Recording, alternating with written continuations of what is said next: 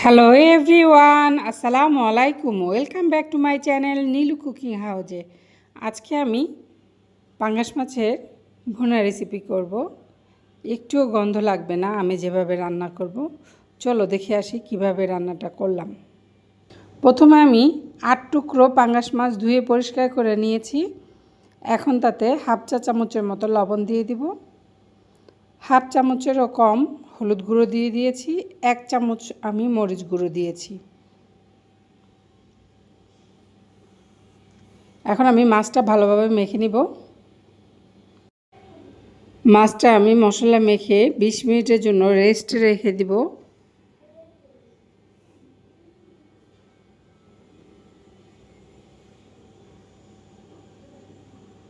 বিশ মিনিট হয়ে গেছে। এখন আমি একটি ফ্রাই প্যান বসিয়ে দিয়েছি ইন্ডাকশনে।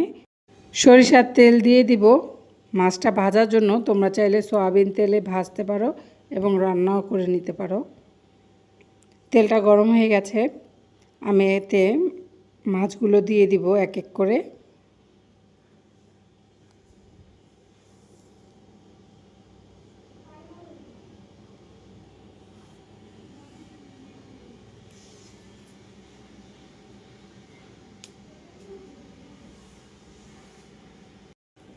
মাছের এক পিঠ ভাজা হয়ে গেছে। এখন আমি উল্টে নিব।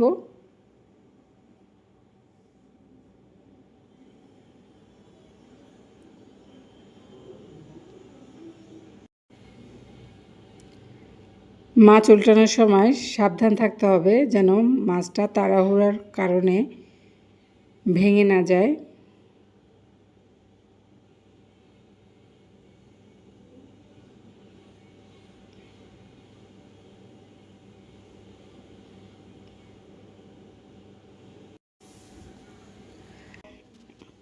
মাছগুলো আমার ভাজা হয়ে গেছে।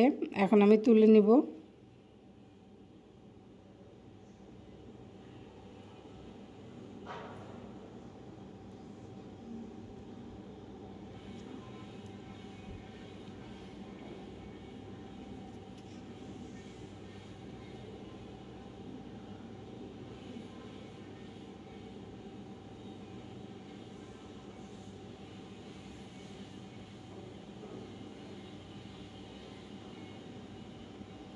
আরও কিছুটা সরিষার তেল দিয়ে দিব।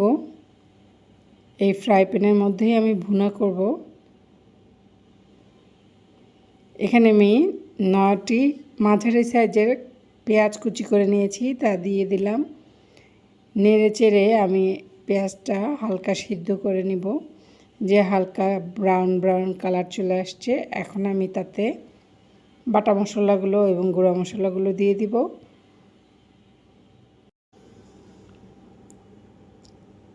এক টেবিল চামচ রসুন বাটা, 1 টেবিল চামচ আদা বাটা আমি দিয়ে দিলাম এবং একটি টমেটো পেস্ট ফ্রোজেন করে রাখা দিছি। লবণ দিয়ে দিলাম 1 চা চামচ, হলুদ দিয়ে দিলাম হাফ চা চামচ, মরিচ দিয়ে দিব 3 চা চামচ।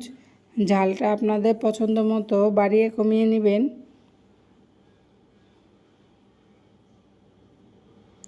ধনিয়া গুঁড়া হাফ চা চামচ, জিরা গুঁড়া হাফ চা চামচ। সামান্য পানি দিয়ে দিব মশলাটা কষানোর জন্য।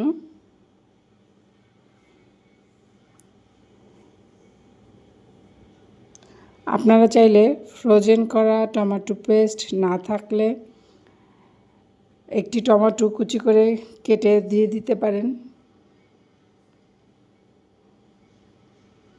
মশলাটা ভালোভাবে কষানো হয়ে গেছে, তেল উপরে চলে আসছে। ভাজা মাছগুলো আমি দিয়ে দিলাম। এখন ভাজা মাছের সাথে আমি মশলা ভালোভাবে কষিয়ে নেব।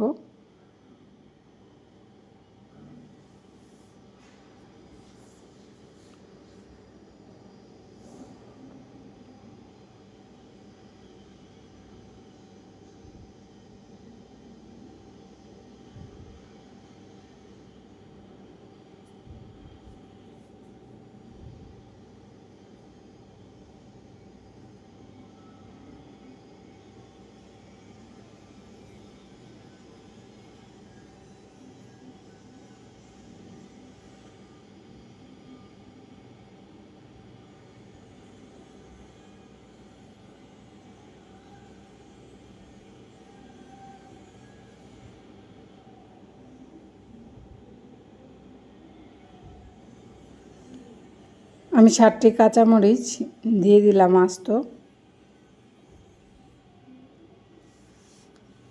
আবারও একটু কষিয়ে নিব মরিচের সাথে।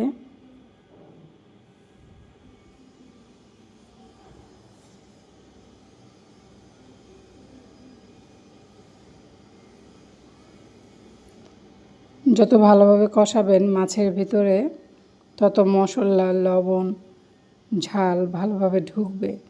এখন আমি 1 কাপ পানি দিয়ে দিলাম। মাছটা একটু নেড়ে চেড়ে ঢাকনা দিয়ে ঢেকে দিব।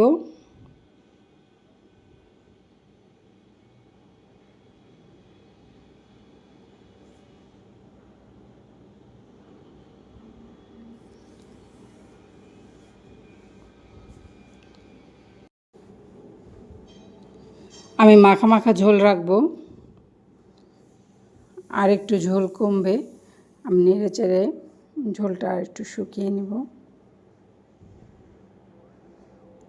এই যে দেখো আমি এক পাশ উল্টে দিচ্ছি, এতে করে হবে কি সমানভাবেই মাছে মশলা ঢুকবে